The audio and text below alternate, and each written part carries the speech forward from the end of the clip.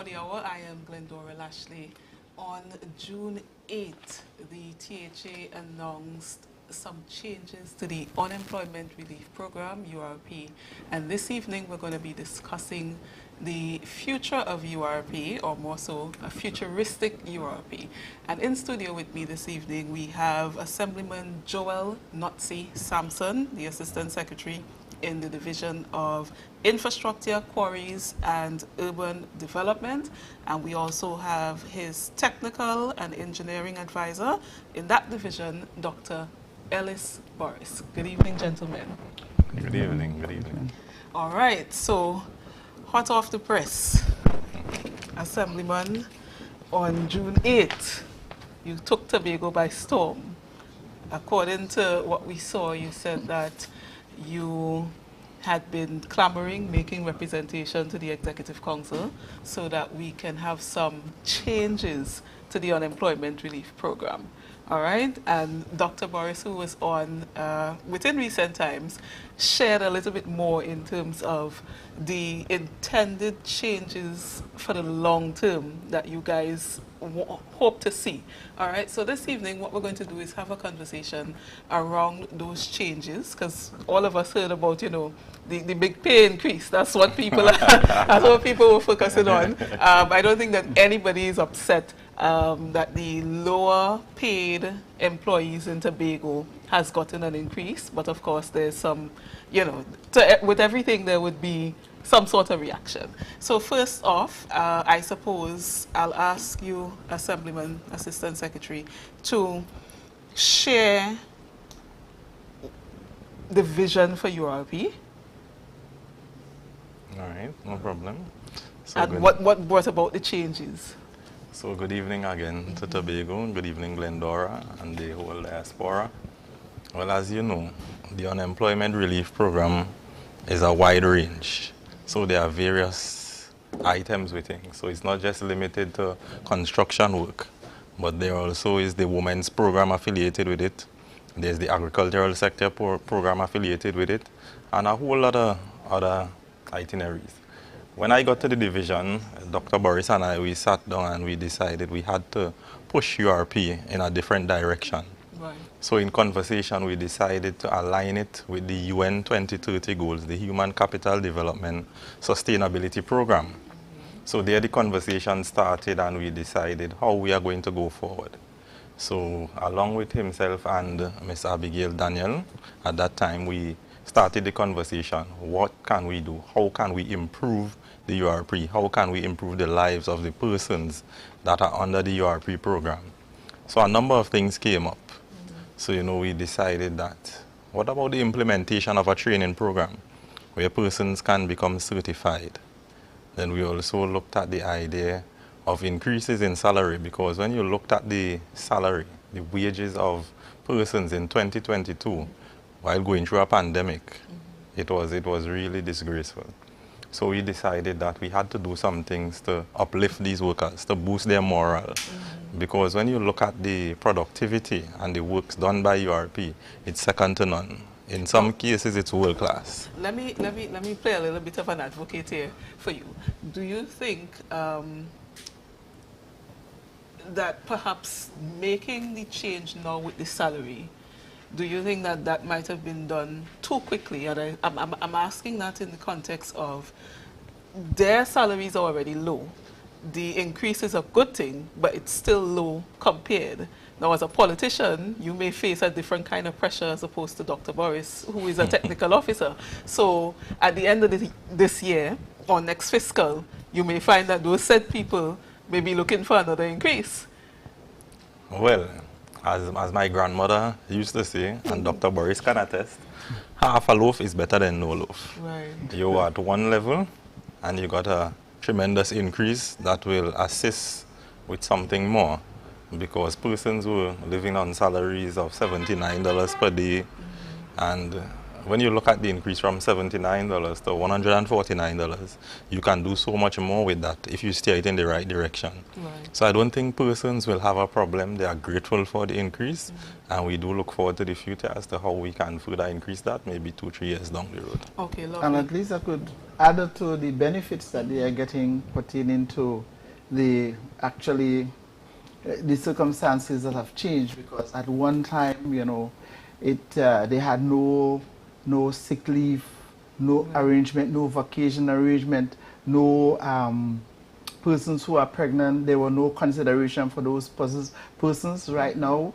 the new administration has put those things into place, and therefore that's another big concession. So wheresoever you always just have to work for some money to get direct payment, you have a little concession. You're getting vacation leave now, you're getting sick leave, and you're also having a maternity arrangement. So, Dr. Right? B, that leads me into my other question, because the last time you were here, that's a conversation you and I had. As a former employee of the division and one who came in when the women's program was around, I remember, you know, having certificates on my desk, and the women actually never came for them. But the intention is good. My question, I suppose, because the assemblyman said that it was yourself and Abigail Daniel, what was her portfolio in the division? She was the senior coordinator at the time. But now we have a director of right. URP. So technocrats sat down. Yeah. My question is, with respect to the changes, but not necessarily a change in the name, because URP, unemployment relief program, it was meant to be a rotation of 2 to 3 weeks at a time, where you kind of provided relief for those people in the community. So things like benefits, etc., those were never attached to the program because you were never meant to be there. And I reminded you, Dr. B, you know, when I was at work, I remember somebody came and said to me, I come to check on me 15 years of service. And I was like, what 15 years of service? You can't build service in URP. But what you guys have done now is added, you know, you added the maternity leave, the sick leave, a little vacation leave and so on, which is good incentives. But how does that work out given what the program was intentionally meant to do and the fact that it retains the name URP? All right. Well, at least the name change, at least the secretary is working on that. We're supposed to be calling it a Sustainable Development Program because we intend to align it to the Millennium Goals of the United Nations. So it's against that background that, you know, we're trying to ensure that whatsoever we're doing is in alignment with those goals. And you can see that what is coming out with respect to the women's and operation in and getting certain benefits, that it is in direct alignment with the Millennium Goal for women and young people who are trying to develop themselves. So the point is, we still have a program, we're still working out the details. The fact remains, the program's supposed to be like a 3-year turnover program. That was in mind, that was the thought in mind originally. We now have to align the thinking and the operation itself to meet that kind of operation, because we do not want people to live or to believe that the Sustainable Development Goal is where you're supposed to stay all your life and work, right? So there is some things that we have to tweak in it to ensure that the program turns over. Okay, so Assistant Secretary Sampson, you are charged with, I suppose, the policy side, changing the name, etc. How does the changes that you envision and you're working towards, how is it affected, or how does it affect the national program? Because URP is in fact a national program, still under the Ministry of Works, if I'm not mistaken. Are we in Tobago operating separate and apart from? Are there any implications for the national program as far as you are aware? Has there been a discussion, I suppose, with the ministry with respect to the changes that you want to make in Tobago and that kind of thing? Well, Glendora, that's an interesting question. But the thing is, when you look at what is allocated for URP in the national budget, it's approximately $18 million per year. Not half enough to run the program. So we now have to find monies from various areas to sustain the program. So if we have to do such, and it's in Tobago, we are in control of the THA, why not take full control and run it in a direction that we would like to see it sustain the island? Because if we have to find the remaining monies, normally at present it's about 54 to 55 million to run the program per year. Right. That's way more than $18 million. So if we have to find the money to do these things, why not make some changes, make some tweaks to it? You But know? I suppose I was asking that more so because much like, you know, negotiations with the PSA, public servants are in Trinidad and Tobago. So when Trinidad URP sees the improvements to Tobago URP, is there room for that being affected? And then it comes back now to the THA to say, well, listen, you all have gone this direction or you're proposing this. This affects us this way. And I'm saying that because something that we in Tobago, I think, tend to take for granted is that a lot of the operations in the THA do in fact have some sort of effect on what is happening in Trinidad. Many of us don't necessarily think about that so much. So nothing is wrong with the idea at all. The idea is good. The name change in itself is good. Does that mean then that we can possibly be implementing a whole new program of the foundation of the URP as opposed to keeping what is the URP per se, so that you don't necessarily, you know, have that kind of issue with what may pop up, may or may not pop up in Trinidad? Because when you talk about sustainable development program, that's the name. Yeah. That is something different to what the URP was. I remember, and I had asked Dr. Boris, this Assistant Secretary, when I heard your announcements and I heard the Chief Secretary speak to the leave and that kind of thing, it stood out to me mainly because as a former employee dealing with URP, dealing with the women's program, I said, but that change is what URP is about. You know, because we all have family who in URP, and when they start asking you about, okay, you know, where this and where that, and then people start to come and they're demanding more. So I suppose I'm asking about the long-term technicalities and the logistics there as to if you all have worked on that, Dr. B. You're the technocrat here to advise the Secretary. Right. Yeah, well, at least we have worked on it, and we have in mind a few rollout programs that could enable persons after they leave the URP that they can able to go off and do work, do a private industry or set up a team of workers or a small company, as the case may be. So those are the things that we are working on, and to ensure that the persons who are now engaged would find some level of movement out of it in a sustainable way. In that we are trying to make sure that those persons who have graduated, we're going to set up a placement office in the URP. The URP will have a placement office where we are taking all the persons or assisting those persons who have gone through the program and completed the program to get employment in private areas, set up your own company, or work with the state, as the case may be. Right. But so that is the rollout.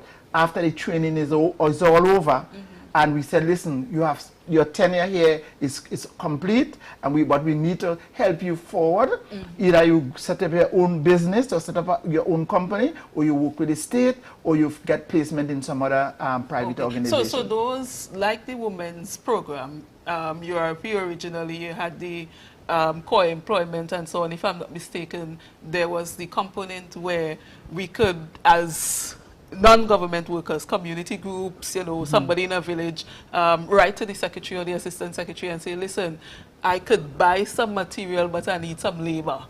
You know, is that going to be a continued part under the Sustainable Development Program, or the changes to URP right now? No, the good things should remain. Because I'm saying, at least I encourage the good things to remain, because the secretary will make sure that, listen, if a program is going good in that particular area, why do you want to change it? You are helping the people already to help sustain their life properly, because it's a sustainable development program. Right. If a person has all the material, they don't have the funds to actually execute the job, it means that the sustainable development program can come in and deal with and assist them. Okay. So those are good parts. You don't take away things that are good. So the secretary will tell us, I suppose, outside of the women's program and that aspect, is there any new component that you're adding? What would the URP / Sustainable Development Program look like in terms of core components under it going forward? Well, under the training program, we plan to implement different areas added to what we already have.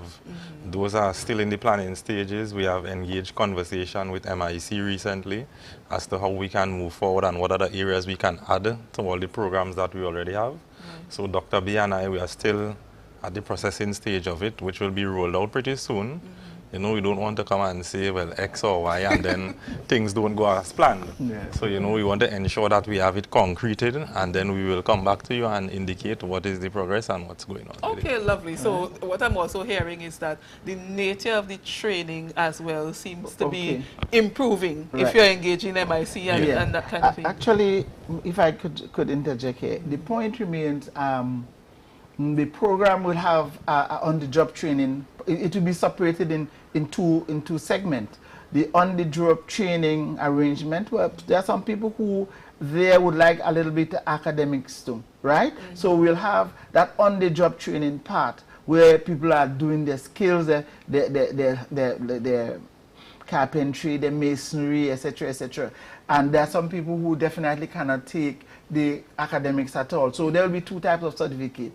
One for those persons who only do the on-the-job training, who actually stayed on the job and work because they cannot go into the classroom. So that is why we are engaging MIC now and other organizations that are recognized that can give certificates that to bring those persons who are also on the job and also can take some of the academics, so they can able to do an examination, write an examination, pass it, and get a certificate that can be showed that this person has gone through the training. So it is something that is new, something that is novel, and something that could happen. So I wouldn't ask the Secretary this because this have political pressure on it, but is there going to be that half step to perhaps say to people, after you've passed through this training, maybe 2 cycles maximum, you can't come back into the program? Because, you know, there are some people who are your peers for life, much like you have people in the other programs for life. They're there for a long period of time. I won't ask the Assistant Secretary this, I'll ask the technocrat. Because what you all are talking about, you're building skills and you're hoping that people move on. I run an NGO. We have programs that run for 12 months. We may give you food, clothing, educational support. After that 12 months, you can't come back and ask for food hampers continually for another 12 months unless maybe a real natural disaster hits you. Can we take younger people from who are coming out of the school system who miss the academic opportunity to perhaps feed into the program? Yeah, well, that is why you see we have the placement office. That is where we're going to nip some challenges in the bud with respect to employment, because the persons in the placement office will be looking for employment for the persons who are there working and training all the time. So that is where we going to filtering them out. Yeah, we're filtering them out. Okay. So we're not harsh. The arrangement is not one that is harsh to say, okay, you finish your course, you go but we are still tracking them to ensure that we put them in some position that they can able to continue to benefit from the training and to enable other persons to come and become part of, whether they set up a company, then they will start employing people. Okay, so, right? So, Assistant Secretary, have you been having conversations with the other colleagues who run other divisions in terms of, I suppose, as these people filter out of URP, and you're looking for employment opportunities, maybe entrepreneurial opportunities and so on, is there any sort of interdivision conversation as to, okay, how we can, you know, get these people to a next step that's higher? You're not necessarily going along, you know, the horizontal line, but you're taking a step further. Is there any room for that? Is there any sort of conversation like that at Executive Council level? Well, that's a conversation we will have sometime soon in the very near future. It's not a conversation at the moment because, as we say, we're still trying to roll out, put things together to ensure that when we do what is required, that the transition is a smooth transition. I know there are probably opportunities in the mainframe of the division as well, so persons can transition from the URP into the mainframe of things. Right. So, you know, it's a conversation that will happen sometime in the near future. Right. And Dr. B, you've been in this thing as a veteran for the entrepreneurial side of it, in terms of building that out, whether it's with a partnership with BDU or NEDCO or whomever. How does that look like, I suppose, in your mind right now? Because, you know, one of the issues we've had, we train people to do stuff, but they don't have the business acumen. Well, actually, what's going to happen, there will be a connectivity between the divisions as the secretary has indicated, but the conversation will go on probably a little later after those bridges are to be crossed, because after you train a person, they say, listen, I want you to start up a small business, because the secretary look at what those persons who are making caskets and making furniture, they are excellent furniture persons there, right? So the key is to have those persons probably, listen, I'm going to start up a small business, right? So now the business unit of the THA will also now kick in to give that person some level of assistance that they could start off the program, right? So it will be a connectivity that will feed upon each other as best we can, and to ensure that those persons who have come through the program and those who want to start up their small businesses would be sustained. Okay. I don't know, I'm asking here, kind of a broad question. Does the THA Act or the rules and regulations of the THA allow, I suppose, for the, you know, you mentioned the casket, and I remember one of the first things, even in burying a relative, somebody said to me, we're going by URP to get the casket, and I was like, URP putting union and them out of business because it's cost effective in a sense. It's very good quality. The workmanship of the URP is undeniable. I mean, we've all been proud as to the movements that the URP has made, but if the government is now competing with the private sector, how does that work in terms of building the economy? It still assists in the sustainable development of the community, because there are some people in the community who cannot really afford the casket, the cost of the casket. So if you get the price down a little bit, those people who are mighty and high, they would not come to URP for any casket. See, the people who are really having a challenge on finances mainly will come, right? So therefore, the business of the other union and these, they will continue, but it's just that we're still trying to sustain those persons who have challenges with finances. And the assistant secretary is a man on the ground. He likes to look out for the grassroots people. So you're definitely not putting anybody out of business at this point. You know, we catering for the low income. The low income people. Yeah, the person, because recently it had someone had a funeral and they called me, they said, and we understand URP does casket. I said, yes, and they are wonderfully made. I said, you would love them, but then it was like, nah, we will go with the union or one of these other places to do everything. So they are the persons who can afford, and they will not come to the URP. But they're the persons who definitely, the pocket may not reach that pricing, so they could come where they get something affordable, and we are there to assist. All right. So let me ask you this, in terms of the business aspect of it, and whether or not this makes sense to you or if it has crossed your mind. We have, in the past, we would buy a bed from URP or a chair set, that kind of thing. Commercial stores then brought in low-cost items that we all know now does mash up in a year time or so. The cheaper it is, no good. Right? URP can be an option.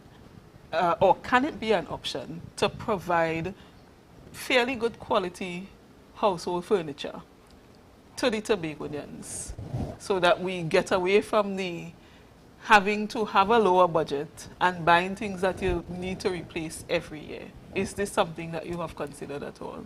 Yes, it is, and in the very near future, we will have a catalog being rolled out, so persons can have the option of coming to URP for quality furniture and quality service, because what we realize, you go buy quartz, you buy a cupboard, within a year it mash up. And URP is doing extreme. And at the URP, we have some excellent carpenters and joiners, and the quality of the material is second to none. So why not come to the URP? All right. So with this catalog being rolled out, persons can now come have a catalog, make their order, and then pay for it and then come and collect. All right, but as we're talking about the quality material, lumber is not cheap. The good one isn't cheap. How is the division going to maintain getting quality lumber? Are you all also engaged in planting specific trees? Where does the lumber come from? Is that a cost that maybe we're not looking at that might be a burden on the division? Well, at least it's good ideas come from good discussions.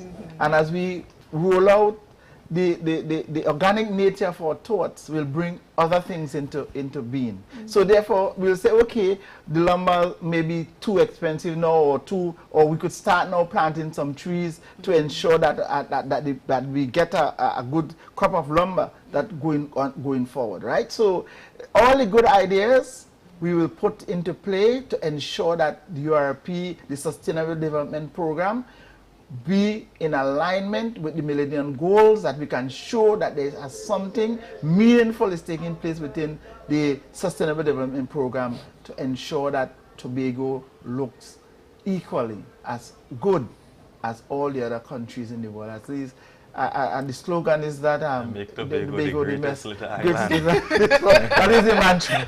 All right, so you heard it there, audience.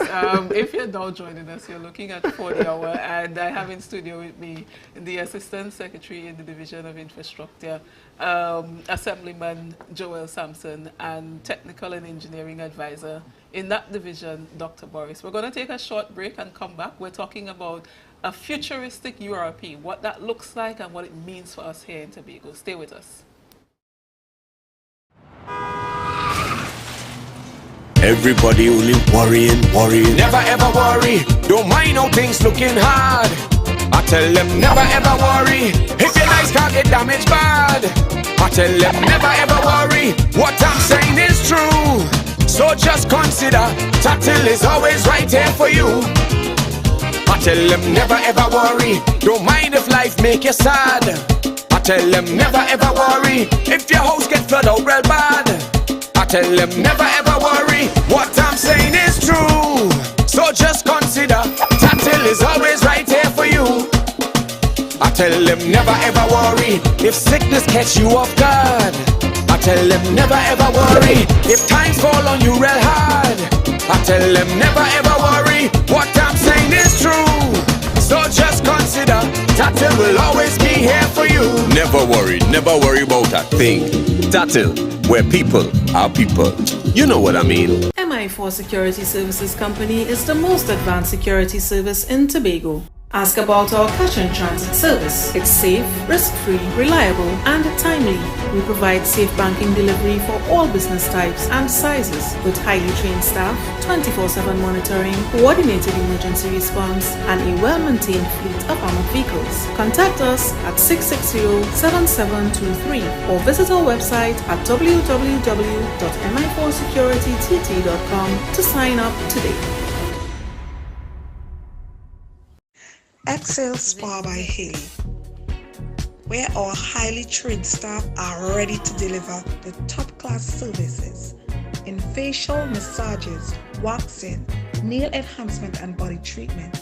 We are ideally located at Coco Avenue, Susalands, Tobago.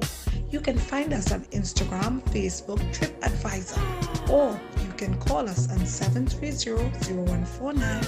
Excel Spa by Haley. Relax, renew, and rejuvenate. Our national borders, our first step to security, but a possible access point for guns, drugs, crime. If it does not look right, do the right thing. Call Crime Stoppers anonymously. 800-8477. Report possible border crime. The Street 919 FM and the Tobago Updates presents the Tobago Updates Morning Show live simulcast on the Street 919 FM. Start your day with all the information you want and need with the simulcast of the Tobago Updates Morning Show live Mondays to Fridays from 7 a.m. on the Street 919 FM, the official station that defends the nation.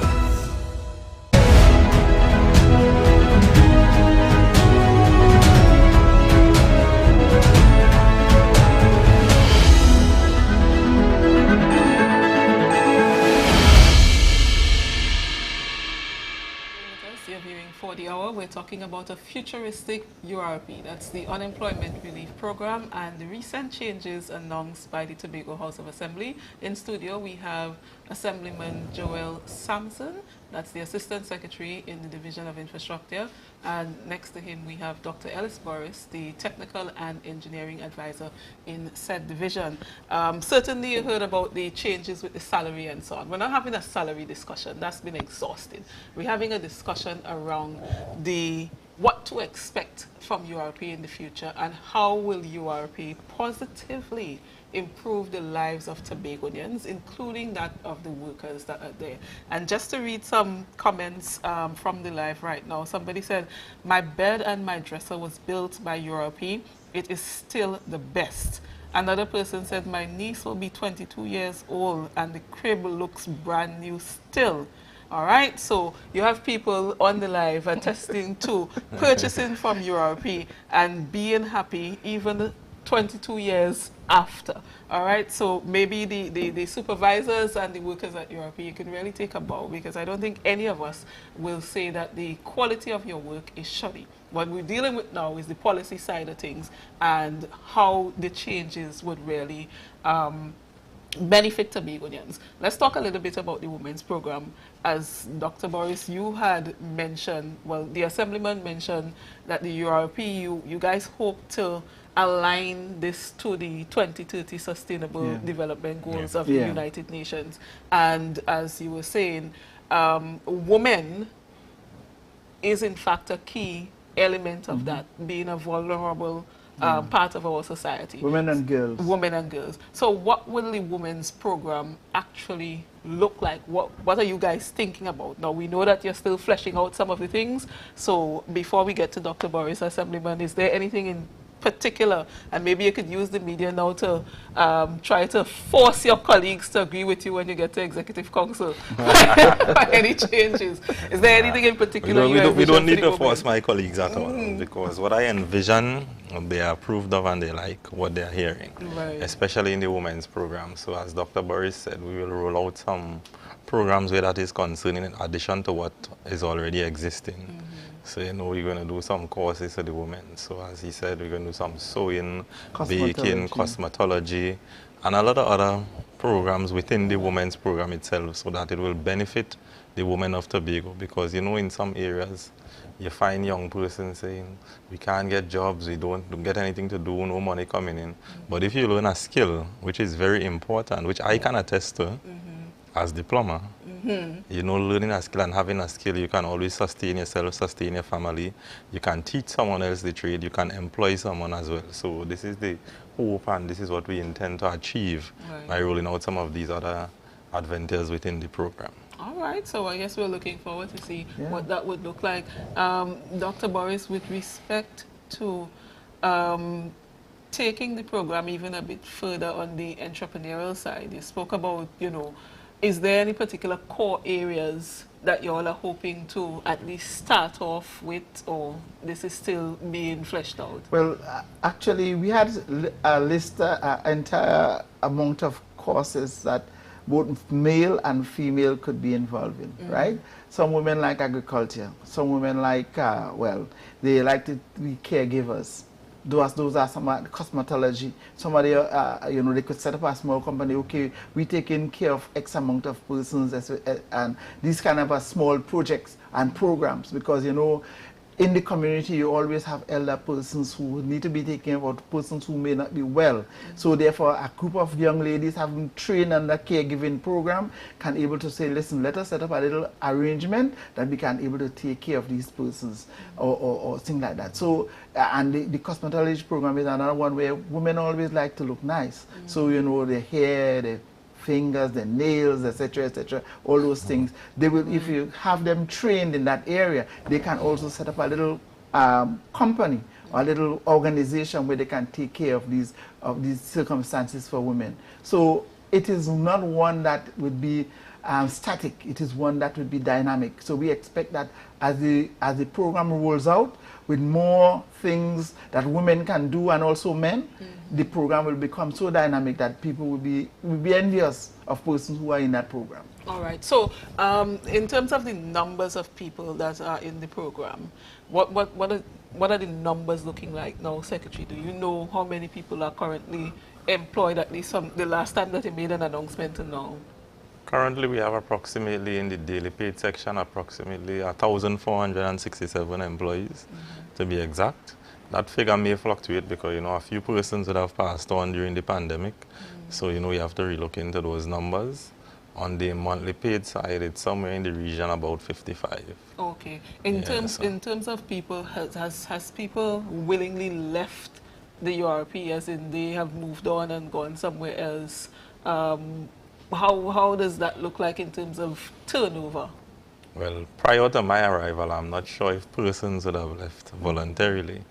But since I'm there, no one has left voluntarily on the daily paid side.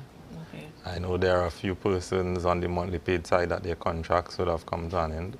Some of them are currently engaged as month-to-month still. So, you know, all these things we have to look into to ensure that the program continues and it rolls out. Now, I'm seeing a little political bacchanal as you talk about that there. Well, they have restructuring in URP too. I see this is a new thing, restructuring, where people, you know, the engagement ended. Has that happened? Have you restructured, or your team restructured the management side, that monthly paid people, those monthly paid people? No, Glendora, there's no restructuring at the URP. I have to ask you, you know, you have to add a little thing to the mix there. Restructured is the new buzzword. Well, you see, the point is, it is such a challenging situation in the country with employment. You just, you know, there are people who will not leave except they get a better job. Right. And therefore, from what we are seeing, they are laying off. From a national perspective, persons are probably being laid off sometimes. So therefore, people are very happy that they have this. So they're not going to leave until they get a better job, or the administration transfer them because of the quality of what they produce and probably the amount of years they spend. The administration at the Division of Infrastructure, Quarries and the Urban Development, be able to move some person from URP into the mainstream of Works Department, where the salary is different, right? But, you know, from a general perspective, I know that there have been a small increase in their wage. They would probably stay on until they probably get something better, or unless they have been transferred from there into the mainstream, which is the placement program that we say try to small increase in the wage. I like that. Relatively small, yes. But one of the things I want to ask, though, with respect to the capacity and what you all envision, Secretary, is the money is always little bit. National allocation, as you said, 18 million, etc., and THA fits the bill. But now that you all are looking at repurposing, rebranding even, you know, you have a clear vision what you want to achieve. Capacity-wise, in terms of maximum number of workers, employees, for what you want to achieve, does it stay in this 1,000, just over 1,000? Does it go down? Does it go up? What does it look like? Well, we are hoping that with the rollout of the training aspect of it, as Dr. Boris rightfully said, we're going to ensure that there's a unit set up to push persons into different directions. So with such doing, we are hoping that the numbers would go down. But it would not go down just like that, because we don't want persons to be, as the old people say, out of our bread. We have to ensure that we have something in place for them. We have jobs lined up, better jobs as per se, you know, opportunities where they can open their own businesses and employ persons from within the program as well, their colleagues. So, you know, we're hoping that the numbers will go down. And when that happens, then, you know, we could probably bring in a fresh batch to go through the same courses and stuff like that.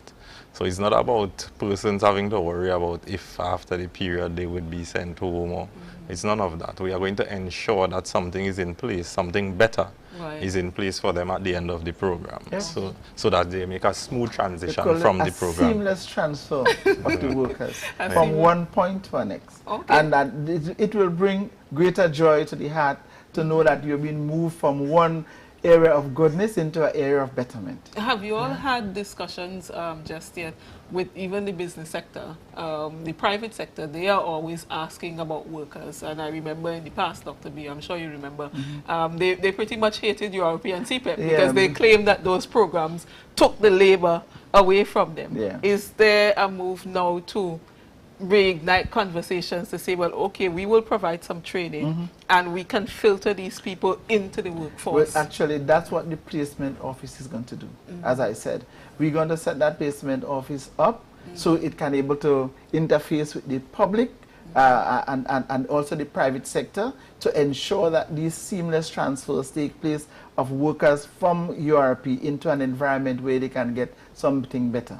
Okay, and in terms of an implementation period, I know the Assistant Secretary don't want to give no timelines at all, because the people are going to come and say, listen, Assistant Secretary, on 40 hour, you say we're getting this thing by August.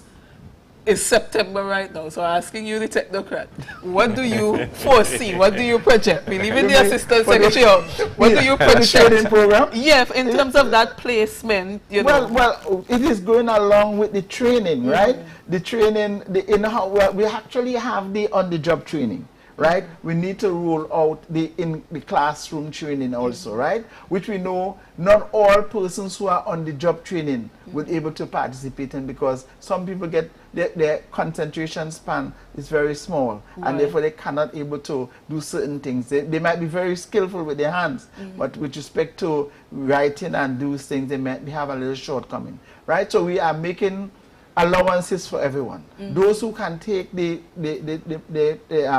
classroom training, we'll make sure they get it, right? But for that part of the program, we have to have trainers. We have to have persons who will be able to train those persons, and that's another avenue where some persons will have to be you have to bring in persons. They will be probably employed to do things in the various training centers that we're going to set up. Well, somebody on the live here is saying, can you believe there are persons in URP that are well qualified, even with diploma and certificates? Can some of these set people be re-engaged as trainers once they have the experience and the sure, the qualifications? All definitely. All and sundry are welcome. Those are the kind of things we need to at least feed upon, where we have persons who are already qualified and can do things to able to spread their knowledge or give knowledge or transfer knowledge from themselves to others who may need it. Right, and this one is for the Assistant Secretary. Somebody is asking, now is the rainy season and a lot of people cannot afford private wakaman. Ridiculous cost. Is there any way that you all can get a team that is dedicated to do those things with a pocket-friendly fee within the villages? So they're asking for URP to perform services like landscaping, etc. Nicely up the yard, cutting the bush. Well, actually, that's part of one of the programs that we had discussions about. So it's being considered. Yeah, so it's being considered. So, you know, as we say, I'm for the low-income man. Okay. As they say, I'm the poor people governor. I hear you. Mine, you know, end up like tourism long ago, you know, catering for everybody and then all for long. By the grace of God, all going to be standing short at the end of the day. It's a good thing. Dr. B, with respect to the training, just want to come back to that, the training component, and I suppose I'm still trying to understand it, because is URP still like a 2 weeks on, 2 weeks off, 3 weeks on, 2 weeks off? What's the how does it work right now? Now, the dynamics of that, I don't have that detail present. I don't know if Assistant Secretary has that. No, I don't have those details. You don't know how that, okay. Because what I wanted to find out in relation to that is that if people now take up the on-the-job training classroom aspect of it, where either track, you go the academic route or you do, if you are having the break period, do you still show up at a classroom? Do you get paid for that period in the classroom time if you're there? That kind of thing. Well, I think under the restructuring arrangement, which is this on and off situation might not I don't know, because if you have to engage persons to go through a training program, you have to have them engaged for a while. Right? You don't want them to break that knowledge base that they're trying to build. Right. So we have to restructure it in such wise that there's a batch of persons that we train in. When that batch is done, they get placement and move forward. Okay. Right? All right. So in a sense, the rebranding will basically have to kind of be effected as well as, Yeah. as you roll out. Yeah, So yeah, there yeah. will no longer be, or there should no longer be, that sort of break period where you come in and then you go back home and you wait, right? Except we organize a kind of a crash arrangement where there are some people who are extreme challenges. I know that one time when I was working, when I was at Works as the administrator, and you know, we have some persons who would have serious financial challenges, and they will come and you discuss with them and say, okay, give them about, because they're not probably in the program, they say, okay, give them about 4 or 5 fortnights. Some of them want to actually start up a small business, but they don't have the finances to start it. So they say, okay, give them 6 fortnights, and then you'll let them off, that they could go and start the business. Okay. But I think we in Tobago have to start to think differently, in that, listen, do not try to be too dependent. Try to make sure that you go to a direction where you develop some level of independence. So the thinking has to change also. So you said, okay, you need some finances to do certain things that you can able to improve yourself, improve your family, and go forward. I think the thinking have to change, should be changed, so we can able to assist those persons and they can able to get the finances that they, by working, so they get finances that they can able to start the project or the program that they want to do. Gotcha. People have to stop being too laid back. We all have to think together to ensure that we make Tobago the best. I am wondering, and maybe a bit of a stretch, a fast stretch, in terms of the European, where you're projecting it to go as the Sustainable Development Program. We have a challenge with respect to people possessing the necessary skills and experience to do jobs in the THA, generally speaking.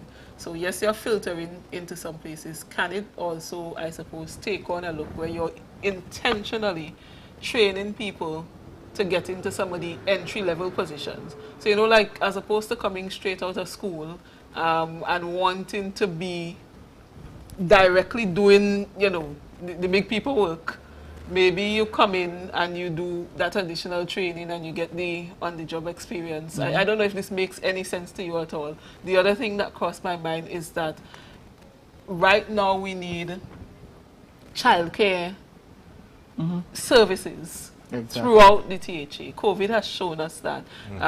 School had to close early when we had the cyclone passing, and the first thing that parents ask, men and women, what may I do with my picnic?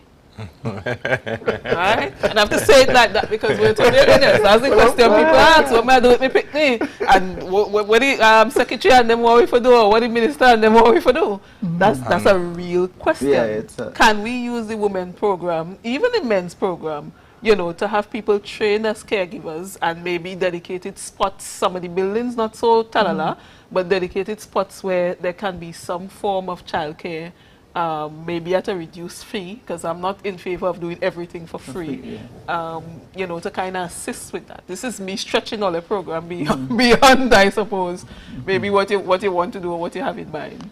Well, it isn't a bad idea at all, you know, but it's something we will look into, because when you think about it, it makes sense. Even not just for the normal child, but for those with special needs as well. Because if you realize in the space, there are hardly persons that deal with children with special needs. And sometimes you see employment opportunities come out and they are circling for a while, they are within the space for a while. That is because we don't have the persons to deal with the children with special needs. So that is something that we can look into most definitely and implement it as part of the program, get the requisite persons who could provide the training, the quality training, so that when persons are trained, they have the knowledge, the expertise and the quality now to deal with these special needs children. Gotcha. The time flying. The URP has a thriving agricultural component. The women and the men, they've been doing the thing and showing off on social media. Everybody jealous, but we like what they're doing. Is this going to continue? Will it be scaled up? What are your plans for this aspect? Because we need some food in Tobago, but we don't have what is necessary.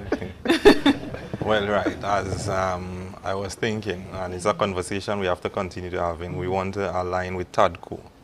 So you know that we boost the agricultural aspect of the program, because with times changing and the pandemic causing problems upon us, we have to see where there's the need for food sustainability. So there I'm going to have that discussion with the secretary so that we can put things in place. So the URP Women's Program would be a part of that. It would be a great benefactor so that Tobagoans could benefit from the food sustainability. So we will look to increase the productivity level where agriculture is concerned. Right. Okay, got you. My thing is you have to make sure Dr. B and them find, the funding, because we have grand plans, but the funding is always a problem. At least remember, we also have a division of agriculture too, eh? Yes, of course. And the nice thing, at least they will provide both technical and sometimes some of the financial process, because they in their program will have some arrangement for food production and food security. So at least you don't have to give it out all to the public, but you can help that program to develop a stronger food production base. Right. Somebody on the WhatsApp is asking, under the new structure of the URP, will these few persons with qualifications be categorized as tradesmen and be paid as tradesmen, or remain as laborers? So they put in on the spot there. That is what in conversations prior, we said we have to set up a unit where we look at all the persons who have the requisite qualifications, and it's time we start placing persons in position where they are qualified for, and not just putting them somewhere because in need of a job. Because too many of times we see persons in position and they don't have the qualifications, and there are persons right there within the department that have the necessary skill set and the qualifications to perform such. So that's something we will look into, and most definitely these persons will be placed where they deserve to be. All right, and maybe you all can lead the way, and when you publish your list of courses and so on, to help Tobagoans understand, don't just go and study things because they're available. You have to study things that are applicable to the development of the island. We have too many people concentrated in a set of areas that you can't use in Tobago, and then you go by the assemblyman and you're begging for work, and then you vex with him when he can't place it anywhere. But that's I want to add something again that we have to look into very seriously. You see, agriculture, if you just take the raw material, it would only last approximately, say, 4 weeks so it's the downstream products that are going to really bring a good turnover. So from that industrial perspective, we'd have to look at things differently to enable the industry of agriculture to grow and develop.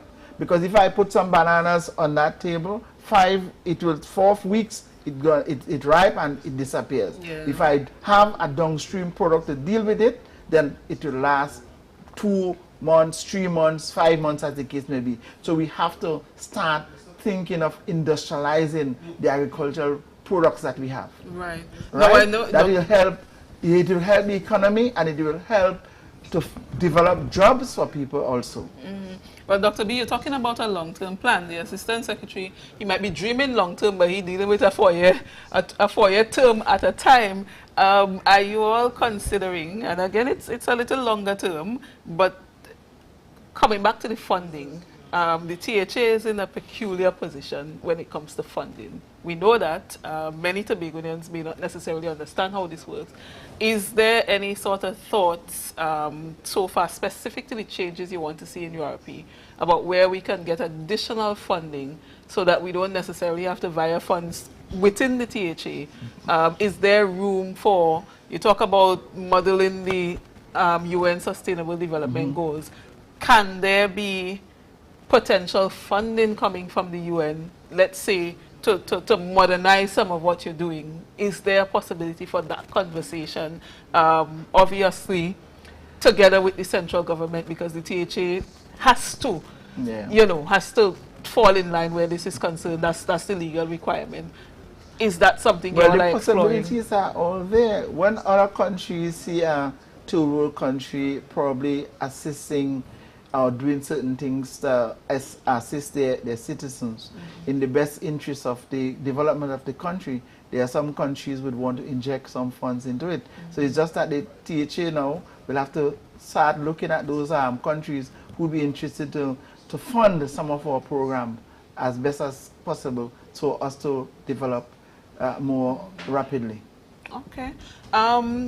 With respect to just going back to the staff again, with the changes that you all are proposing and the discussions that you all are having, have you sat with your core staff, it's a small team in a sense overall, to talk about these changes? What's their reaction like in terms of I mean, everybody happy for a little raise, but outside of that, you know, the work that you really want to do, the direction that you're going into, has there been a conversation with the staff, with the employees of the URP?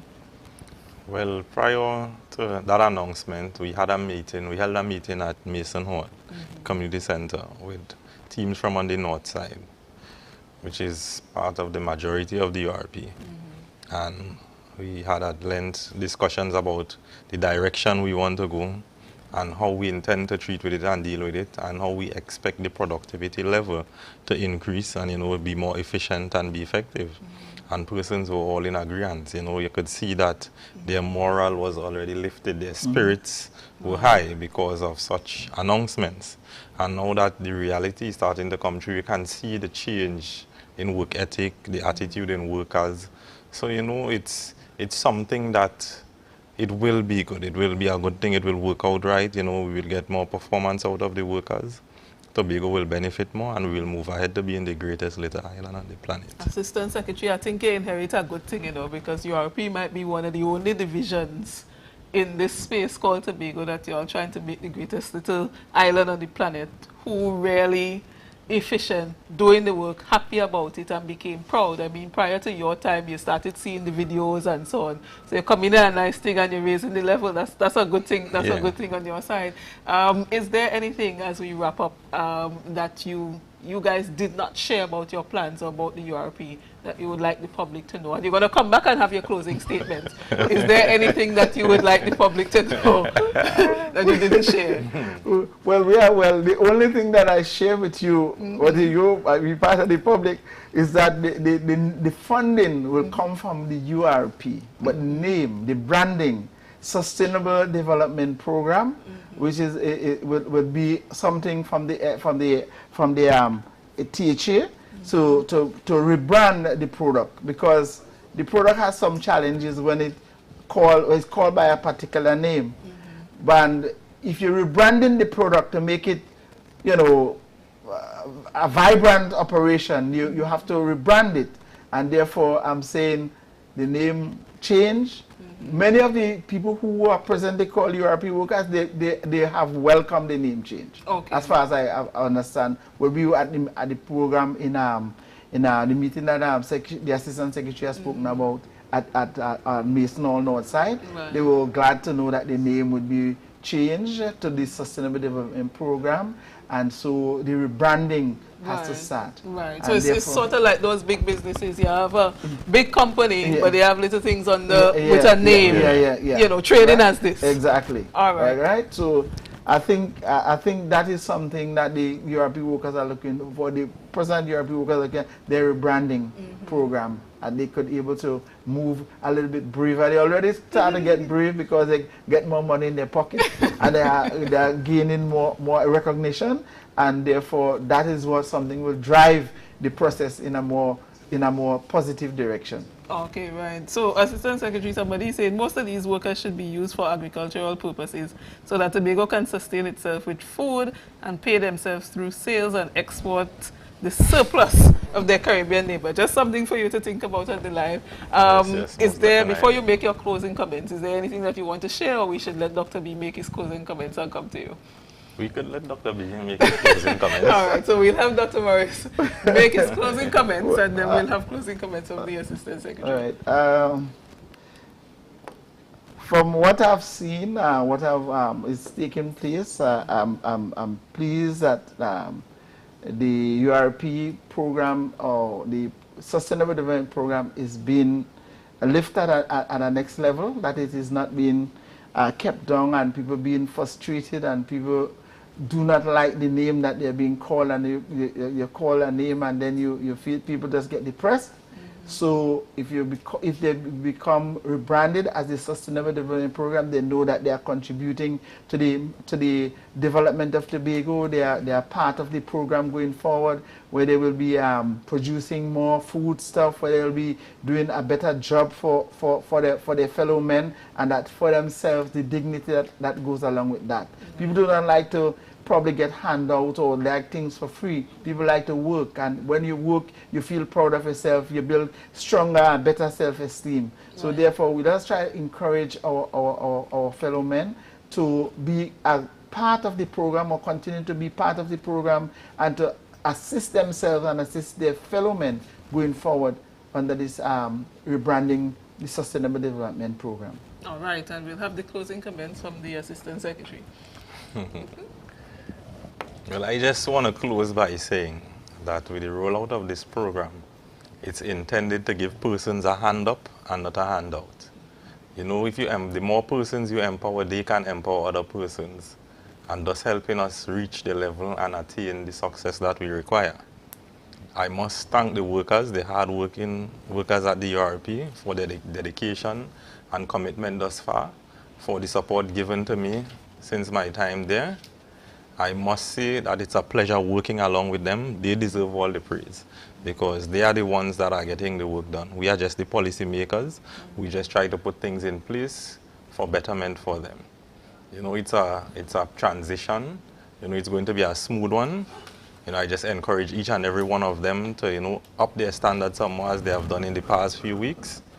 I also want to thank the people of Tobago and the people of Bon Accord Crown Point for entrusting me with the opportunity to look after their needs and to represent them. The kind of representation that I've brought in the past 6 months, it will continue, and the standard will only get higher. So persons at URP, you have a lot to look forward to in the coming months, over the next few years that I'm here. And hopefully at the end of it all, you will give me another opportunity based on the production and performance.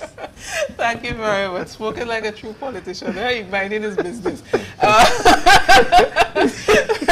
Listen, thank you very much. We've had in the studio for the hour Assemblyman Joel Sampson, affectionately known by the Tobagonians and his constituents as Notsy, or the plumber. All right, that's the Assistant Secretary in the Division of Infrastructure, Quarries and Urban Development. And with him, we had Dr. Ellis Morris, the Engineering and Technical Advisor to the Division of Infrastructure, Quarries and Urban Development. We have been discussing the URP, the future of the URP, what that looks like, what it means for Tobago. If you missed the program, you can go back on the Tobago Updates page and view the program again. It's on YouTube as well. Wherever you want to look at it, go in and take a look, and you can make your remarks or send your comments. I am Glendora Lashley. Good night.